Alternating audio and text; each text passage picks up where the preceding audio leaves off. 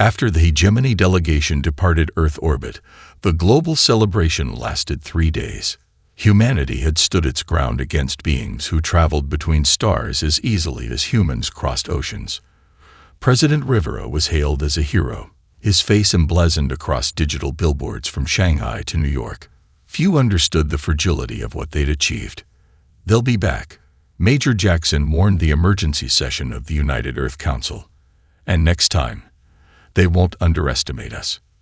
The room fell silent as she projected the classified scans of the hegemony vessel, a ship that seemed to phase in and out of reality, its hull composed of materials that absorbed all wavelengths of light except for a haunting blue luminescence. "Their technology isn't just advanced," she continued, tapping through the images. "It fundamentally operates on principles we haven't even theorized yet. The gap between us and them is wider than between modern civilization and the Bronze Age." General Hayes, the grizzled commander of Earth's unified defense forces, leaned forward. "Then why did they negotiate at all? Why not simply take what they want?" Dr. Eleanor Reese, head xenobiologist, cleared her throat. "The scans reveal something else interesting. Their biology suggests they evolved in environments with minimal change. Perhaps gas giants with extremely stable conditions. They're adapted for consistency, not chaos. And Earth is nothing if not chaotic," President Rivera concluded, his poker face finally showing cracks of concern. The Council voted unanimously to establish the Starbound Initiative, a crash program to adapt and reverse engineer any hegemony technology they could acquire. Universities worldwide converted to research centers. Military installations became testing grounds for theoretical physics made real. Children as young as 10 were tested for aptitudes in multidimensional mathematics and quantum programming. 6 months later, the hegemony returned. This time, their delegation included representatives from 12 other species, beings of such varied biology that several required specialized environmental suits just to survive Earth's atmosphere. The message was clear. The galactic community was vast, established, and humanity was merely its newest curiosity. "We have reviewed your civilization's progress," the lead emissary stated from within a floating translation field. "Your species has potential beyond your current limitations. We offer knowledge in exchange for resources." The terms were both generous and constraining. Earth would receive technological packages, carefully filtered to prevent military applications, in exchange for rare elements and biological specimens. Humans would be permitted limited travel to nearby systems, but only aboard hegemony vessels. Most critically, Earth would acknowledge itself as a Category 3 civilization, subject to hegemony oversight in all interstellar matters. President Rivera recognized the trap immediately. Accept and humanity would become dependent clients, forever playing catch-up. Refuse, and Earth would be isolated, possibly designated as a prohibited zone, a primitive reserve to be studied, but never engaged with as equals. In the privacy of his office that evening, Rivera studied the final profiles of the 50 human candidates selected for the Galactic Academy, Earth's brightest minds and strongest spirits. They would be humanity's first true ambassadors to the stars, and perhaps its only hope for real independence. "They think we're sending students," he told Major Jackson as he authorized the mission. "We're sending explorers." As dawn broke over Geneva, the hegemony received Earth's response. Carefully worded acceptance of their terms, with subtle modifications that would later prove crucial. The game had only just begun. The Galactic Academy's central spire loomed 20 kilometers high, piercing the crimson clouds of Centauri Prime like a needle through silk. Inside its crystalline walls, the human contingent gradually found their footing, despite being segregated in what other species mockingly called the Evolutionary Assistance Wing. "They've been watching us," Commander Wilson whispered during their weekly secure meeting, held in a maintenance tunnel Tyler had discovered was free from surveillance. "Not just observing, studying us like lab specimens." Dr. Alvarez nodded, her dark eyes troubled. "I found my genetic samples categorized under anomalous development patterns. They're particularly interested in our neural adaptation speeds. The group fell silent as footsteps approached, then relaxed when a small gray-skinned figure with overlarge eyes rounded the corner. Zelvex, a junior researcher from a species called the Nilari, had become their unlikely ally after Tyler helped repair her damaged research implant. "Your suspicions are correct," she chittered softly. "The Academy Council has designated humans as a divergent evolutionary track requiring special observation. Your quarters, food, even the air you breathe is being monitored for chemical responses." Tyler laughed, the sound echoing oddly in the narrow tunnel. "So that's why the environmental controls in our wing keep cycling through temperature variations. They're stress testing us," Commander Wilson concluded, his military training recognizing the pattern. "Seeing how we adapt to discomfort without complaint." Dr. Alvarez pulled out her modified tablet. "Then let's give them something interesting to observe." Over the next month, the humans executed what they privately called Operation Honeypot. They deliberately showed excellence in certain fields while appearing to struggle with others. Dr. Alvarez allowed her primary research to stall while making breakthrough progress in what should have been a side project. Commander Wilson lost spectacularly at conventional war games, while excelling at supposedly recreational strategy puzzles. Tyler deliberately failed mathematics examinations while simultaneously writing a thesis on dimensional engineering that attracted attention from senior Academy theorists. "I don't understand your strategy," Zylvex admitted, watching the humans deliberately underperform in a xenobiology examination. "Why show weakness when you possess strength?" "It's not about weakness," Commander Wilson explained. "It's about controlling which strengths they see." The breakthrough came when Headmaster Solvac summoned Tyler to his private observatory, an unprecedented honor for a first-year student. The ancient being, his translucent skin revealing the complex network of photosynthetic veins beneath, studied the young human with multifaceted eyes. "Your species puzzles us," Solvac admitted, gesturing toward the stars visible through the transparent dome. "Most emergent civilizations follow predictable developmental patterns. Humans seem to leap forward, then backward, then sideways." Tyler maintained the innocent expression he practiced. "Perhaps we're just finding our way, sir." "Perhaps," Solvac agreed, though his tone suggested doubt. "Or perhaps you are hiding something, even from yourselves." When Tyler returned to their quarters, he brought news that changed everything. The Academy's restricted archives contained an entire section on Earth, data collected long before official first contact.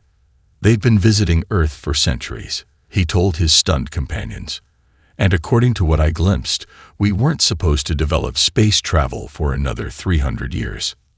Something accelerated our evolution," Dr. Alvarez breathed. "Something that wasn't part of their models." Commander Wilson's expression hardened. "And that's why they're afraid of us." The final day of the tournament dawned with tension crackling through the massive amphitheater. Spectators from 1,000 worlds filled the gravity-adjusted seating sections, their disparate biologies creating a tapestry of colors, textures, and atmospheric requirements. At the center of it all stood the human team, exhausted but unbowed. "They've changed the final challenge," Jessica whispered to her teammates as they reviewed the sudden rule modifications. "The survival world is now Nexus 9. Methane atmosphere, gravity twice Earth standard." Dr. Alvarez studied the briefing hologram with narrowed eyes. "They're hoping to disqualify us on environmental grounds. Our standard suits won't function in those conditions." The Archon delegation, 8-limbed beings with carapaces that shimmered with bioluminescent patterns, made no effort to hide their satisfaction. For 7 consecutive tournaments, 700 years, they had dominated through superior adaptation and millennia of genetic refinement. "The humans will withdraw," their prime competitor announced to the gathered media. "Their biological limitations make this a simple matter of evolutionary inadequacy." Commander Wilson, observing from the preparation chamber, smiled thinly. "They still don't understand what they're dealing with." When the human team emerged for the final challenge, audible gasps rippled through the audience. Instead of the expected environmental suits, the humans wore minimal protective gear, seemingly insufficient for the hostile conditions of Nexus 9. Tournament officials huddled in concerned consultation while the Archon representatives filed formal protests. "Your team will perish within minutes of deployment," warned Tournament Master Xelvos. "We cannot permit suicide as a competitive strategy." Jessica Morgan stepped forward, her cybernetic enhancements gleaming under the arena lights. "With respect, Master Xelvos, we've made certain adaptations." Dr. Alvarez had worked through 3 straight nights, modifying their bodies with a revolutionary temporary gene therapy that allowed their cells to process methane and function under extreme gravitational stress. The changes would revert naturally after 72 hours, just enough time to complete the challenge. "Impossible," whispered the Archon Prime. "They're a Category 3 civilization.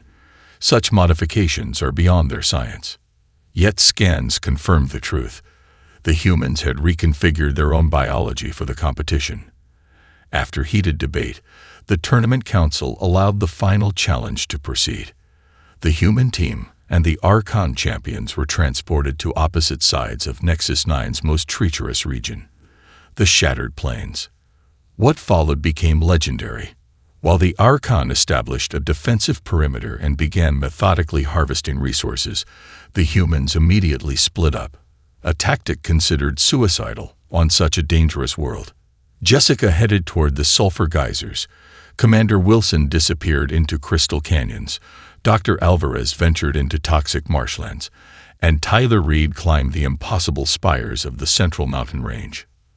"They'd lost their minds," commented a hegemony broadcaster to billions of viewers. "No species has ever survived Nexus 9 through division of forces."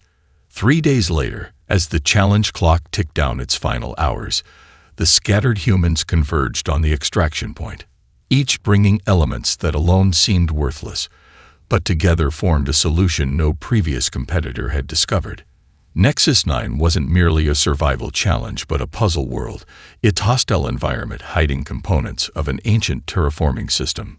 The ancestors who built this world left it as a test. Tyler explained to the stunned tournament judges as the human team activated the planetary network, temporarily transforming their sector into a habitable zone.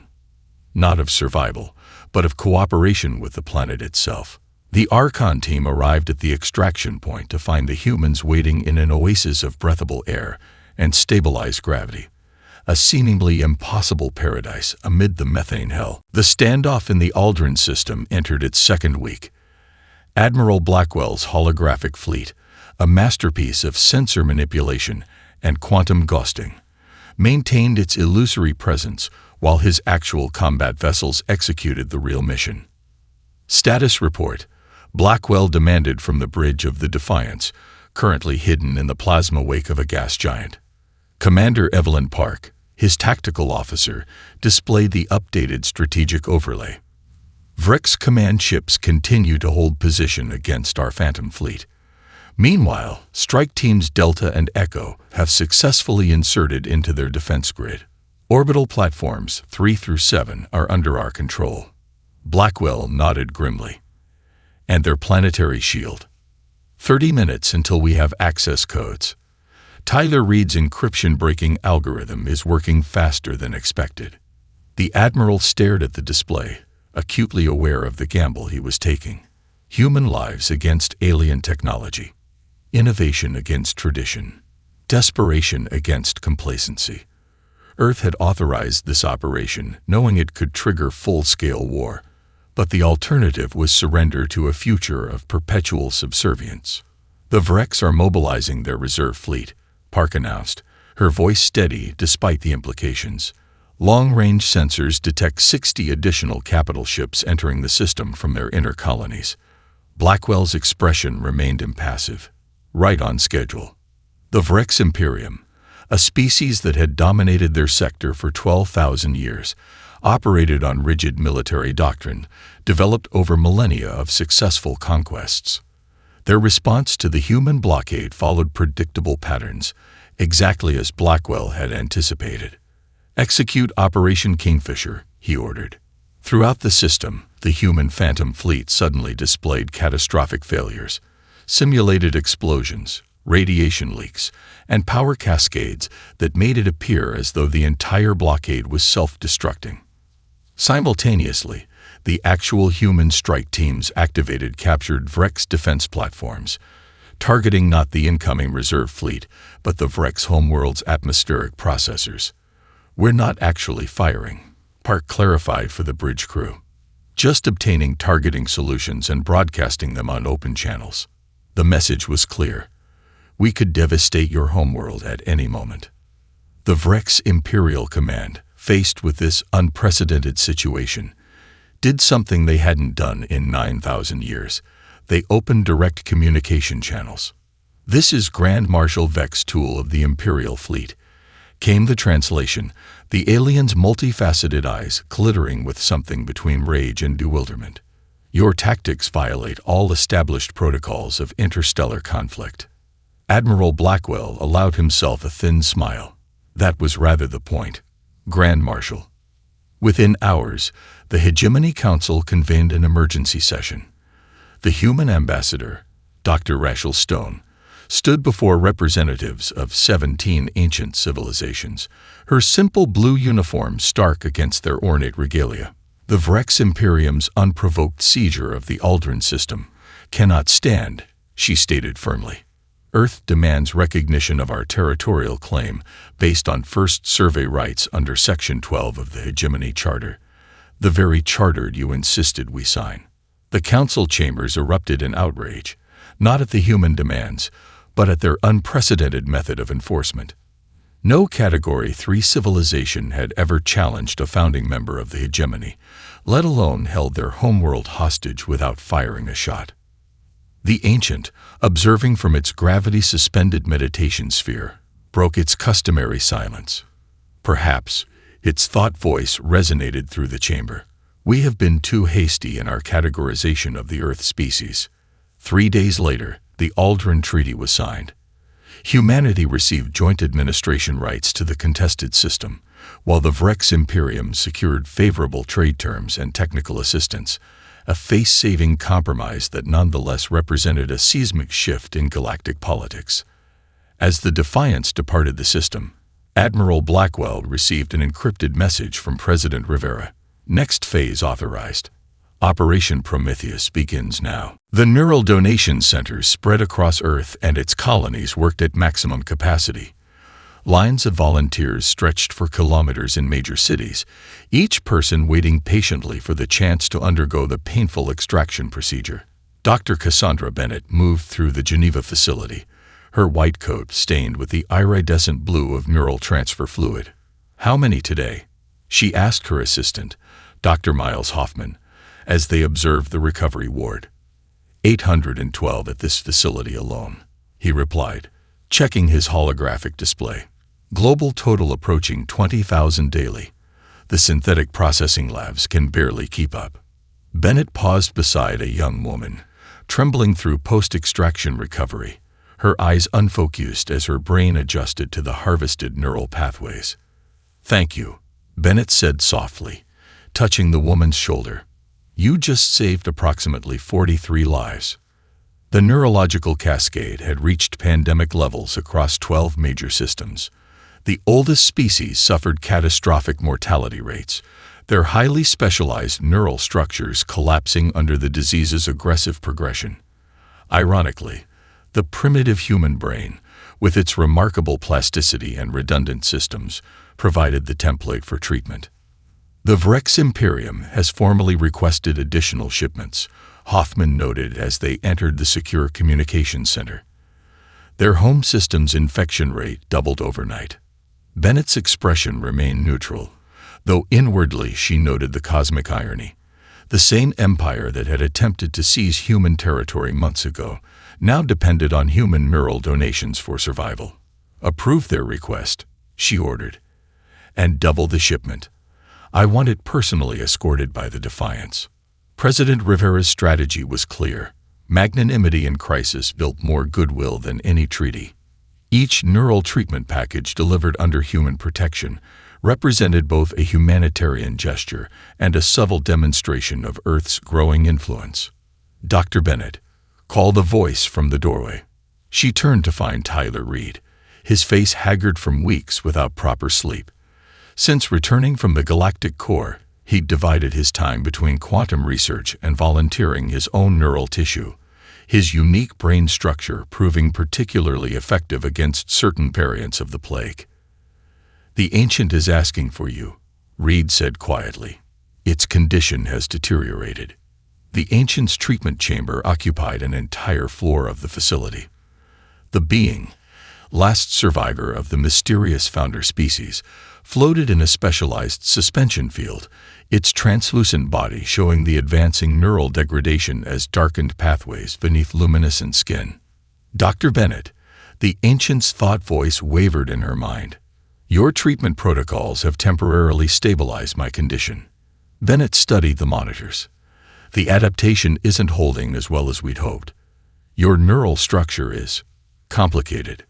"My species evolved from collective organisms," the Ancient explained. "What appears as one being is a symphony of billions. Your plague affects the communication between my components." "Then we need to approach this differently," Bennett realized. "Not treating you as an individual, but as an ecosystem." Working through the night, Bennett and Reed developed a modified protocol specifically for the Ancient, a treatment that addressed not just neural pathways, but the quantum entanglement that bound its composite consciousness together. As dawn broke over Geneva, the Ancient showed the first signs of genuine recovery. More importantly, its extensive biological database, accessible once more as its mind stabilized, provided critical insights into the plague's origins.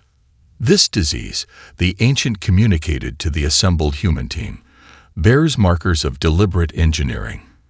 It targets specific neural architectures, particularly those of the founding hegemony species. "You're suggesting biological warfare," Bennett said, the implications sending a chill through her exhausted body. "I am suggesting," the Ancient replied, "that someone wishes to reshape the galaxy's power structure, and they are using humanity as both the weapon and the shield." The Curiosity's escape pod tumbled through the quantum interference zone, its systems barely functioning after the attack. Inside, Dr. Tyler Reed worked frantically to stabilize their trajectory while keeping the precious data core intact. "Engine failure in 30 seconds, reported Lieutenant Sophia Reyes, the pod's pilot and only other survivor from the science team. We'll be dead in space after that." Reed didn't look up from the modified quantum transmitter he was assembling from components stripped from their life support system. "We won't need engines if this works." The attack on their research vessel hadn't been random. Someone had known exactly where they would be and what they would find. The destruction of the Curiosity was meant to bury their discoveries forever. The truth about humanity's origins and purpose in the galaxy. 10 seconds to engine failure, Sophia warned, her hands dancing across failing control surfaces. Reed connected the final circuit in his makeshift device. "Transmitting now." The quantum entanglement packet, a technological breakthrough that shouldn't have been possible for a Category 3 civilization, sent their compressed findings instantaneously to 3 separate locations: Earth Central Command, Admiral Blackwell's flagship, and directly to Dr. Bennett's secure laboratory. "Transmission complete," Reed announced as the pod's lights flickered and died. "Now we just have to stay alive long enough for someone to find us." Sophia laughed bitterly in the emergency lighting. In an escape pod with no engines, minimal life support, and no distress beacon. "We're in a quantum interference zone that blocks conventional signals. Even if they're looking for us, they won't find us in time." Reed pulled a small device from his pocket, a prototype he'd been developing in secret since their discovery in the precursor station. "They might, if we have a beacon that doesn't use conventional signals." The device pulsed with an eerie blue light as he activated it. "The precursors didn't communicate through subspace or quantum channels like we do. They used something else, something that operates outside our understanding of physics. I've been calling it resonance technology." For 3 days, the pod drifted in the invisible currents of space-time near the galactic core. Life support dwindled to critical levels.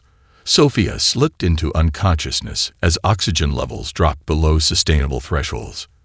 Reed, burning with fever from an injury sustained during their escape, clutched the resonance beacon and refused to surrender to approaching darkness. On the 4th day, as Reed's consciousness faded, the pod shuddered violently. Through blurry vision, he saw something impossible. A vessel unlike any human or hegemony design. A ship that seemed to be composed of flowing liquid metal, constantly reshaping itself as it moved. The last thing Reed remembered before unconsciousness claimed him was being carried aboard by figures that seemed to shift between solid and energy states, beings that whispered directly into his mind in a language he somehow understood despite never having heard it before. He awoke in a medical bay aboard Admiral Blackwell's flagship Defiance, Sophia unconscious but stable in the adjacent bed. The Admiral himself stood at the foot of Reed's bed, his expression grim. "We received your data packet," Blackwell said without preamble. "About the precursors, about Earth, about the genetic engineering. The President has implemented Security Protocol Omega. No one outside a select group knows you survived." Reed struggled to focus his thoughts. "How did you find us?" "The resonance beacon." "We didn't," Blackwell interrupted. "When we arrived at your last known coordinates, you were already there, floating in space. The escape pod's exterior was covered in markings we can't decipher. And this was inside your hand." He held up a small crystal shard that pulsed with inner light. "Somehow, Dr. Reed, I think you met the real precursors, and they're not as extinct as everyone believed." President Samantha Ortiz stood in Earth's orbital command center, watching holographic displays track the approaching hegemony armades. 17 battle groups, each capable of sterilizing a planet, converged on human-controlled space from different vectors. The Mongoose Protocol had scattered Earth's defenses across hundreds of systems, a strategy that seemed like madness to conventional military doctrine. "Status of Project Lighthouse?" Ortiz asked, her voice steady despite the weight of 8 billion lives resting on her decisions. General Marcus Dalton, head of Earth's Unified Military Command, gestured to a secure terminal. "All quantum communication nodes are online. Every ship, every outpost, every covered team is synchronized. When we move as one." The hegemony ultimatum had been delivered with absolute certainty of compliance. Earth would surrender its independent status and accept direct oversight, or face extinction. They expected either capitulation or a hopeless last stand at Earth. Instead, humanity had seemingly vanished, evacuating major population centers, dispersing their fleet into insignificant elements, and going silent. "The Vrex battle group has entered the Sol system," announced the sensor officer. "Their flagship is broadcasting surrender terms on all frequencies." Ortiz smiled thinly. "Patch me through to Admiral Blackwell." The Admiral's hologram appeared, his location masked by quantum encryption. Behind him stood Dr. Reed, the crystal embedded in his hand glowing softly. "Mongoose Phase 2 is ready," Blackwell reported. "All teams are in position. We await your command." Ortiz turned to Dr. Bennett, who had become her most trusted scientific advisor since the plague crisis. "Any last concerns?" Bennett shook her head. "The simulations show a 94% probability of success. The remaining 6% involves scenarios where the hegemony chooses extinction over negotiation." "Then they had better be reasonable people," Ortiz responded, turning back to Blackwell's hologram. "Admiral, you have authorization. Execute Phase 2. Across the galaxy, human vessels that had been hiding in asteroid fields, planetary rings, and gas giant atmospheres activated simultaneously. But they didn't engage the hegemony warships directly. That would have been suicide. Instead, they targeted something far more valuable: the quantum communication network that bound the ancient galactic civilization together. Using technology reverse-engineered from the precursor artifacts and refined through Dr. Reed's insights, The scattered human forces disrupted the hegemony's faster-than-light communications. Simultaneously, prepositioned infiltration teams, many composed of allies from oppressed species, seized control of key relay stations and administrative centers. Within 6 hours, the mighty hegemony found itself fragmented into isolated pockets, unable to coordinate its overwhelming military force. The elaborate hierarchy that had maintained stability for millennia collapsed into confusion. In the Sol system, the Vrex admiral received an unexpected message, not from Earth's government, but from his own homeworld. The humans had not bothered attacking Vrex military assets. Instead, they had simply revealed to the Vrex population the truth about the plague, that certain factions within the Hegemony Council had engineered it to cull rebellious elements, only to lose control of their weapon. Similar revelations spread throughout member worlds of the Hegemony. The carefully maintained narrative of benevolent oversight unraveled as species after species discovered how they have been manipulated for thousands of years. "We don't need to defeat their armées," President Ortiz explained to her advisors as reports of uprisings flooded in. "We just needed to give the galaxy a moment of clarity." In her private office later that night, Ortiz received a direct communication from the Ancient, a violation of communication protocols that revealed how desperate the situation had become. "What you have done cannot be undone," the Ancient's thought voice resonated. "The structure that maintained peace for millennia is collapsing. A peace built on lies and subjugation," Ortiz countered. "We're offering something better." "And if the galaxy rejects your offer?" the Ancient asked. Ortiz gazed at the holographic display, showing spreading rebellion across hundreds of worlds. "Then perhaps it deserves whatever comes next." The emergency galactic conclave convened in neutral space, a massive habitat constructed hastily around a precursor artifact, similar to the one that had generated the telepathic field. Representatives from over 200 species gathered in the central chamber, their environmental needs accommodated by technology that adapted to each being's requirements. At the center dais stood the Ancient, its luminescent body dimmer than before, the strain of recent events visible in its fluctuating aura. "We stand at a precipice," the Ancient began, its thought voice reaching every mind in the vast assembly. "For the first time in 50,000 years, the future is unwritten."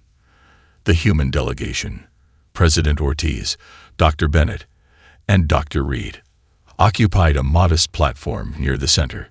Unlike the elaborate regalia of other species, they wore simple blue uniforms marked only with Earth's new symbol, a double helix intertwined with a spiral galaxy. "The humans have shattered our unity," accused the Vrex representative, his armored carapace gleaming with ceremonial biolights. "They must answer for this chaos." President Ortiz stepped forward. "Unity built on deception is no unity at all. We didn't create the fractures in your hegemony. We merely revealed them." For 3 days, accusations flew. Evidence was presented of hegemony manipulation spanning thousands of years, suppressed technologies, engineered conflicts, and controlled evolution. The Ancient confirmed what many had long suspected. The galactic order had been maintained through careful management of which species were allowed to advance and when. On the 4th day, Dr. Reed approached the central platform, the crystal in his hand pulsing with increasing brightness. Without warning, the precursor artifact at the center of the habitat activated, connecting once again the minds of all present. But this time, the connection carried specific memories. The assembled representatives experienced the birth of the hegemony from the Ancient's perspective, the desperate attempt to prevent another devastating war between advanced civilizations. They felt the weight of millennia spent nurturing young species while preventing any from developing technologies that could threaten galactic stability. Then, unexpectedly, they experienced Reed's encounter with the beings who had rescued him near the galactic core. Entities who revealed themselves as the true precursors, or rather, what the precursors had evolved into. Through Reed's memories, they understood the truth.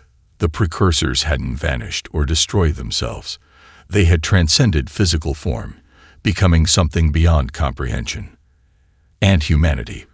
Earth had been their final project before transcendence, a species engineered not as servants or soldiers, but as inheritors, beings designed to question, to adapt, to imagine possibilities beyond established patterns.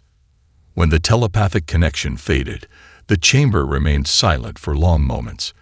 The ancient was the first to speak. For millennia, I believed we were preserving life by controlling its development. It admitted, its voice heavy with the weight of countless years. I now understand we were preventing life from becoming what it was meant to be. The resolution, drafted over the following days, dissolved the hegemony's hierarchical structure. In its place arose the Galactic Covenant, a true federation where advancement was shared rather than restricted, where diversity of thought was valued over uniformity of purpose. Its founding document began with words that would echo across civilizations for generations. Universal Edict: never challenge the children of Earth, for they carry within them the spark of transformation that all life seeks. Their path is not ours to determine, but to witness. Their questions are not burdens to be silenced, but catalysts that will propel us all toward a future limited only by imagination. As the delegates prepared to return to their worlds, Dr. Reed stood alone at a viewport, gazing toward the galactic core. The crystal in his hand pulsed once more, sharing a final message meant only for him. You were never meant to be perfect. You were meant to be human, and that is enough.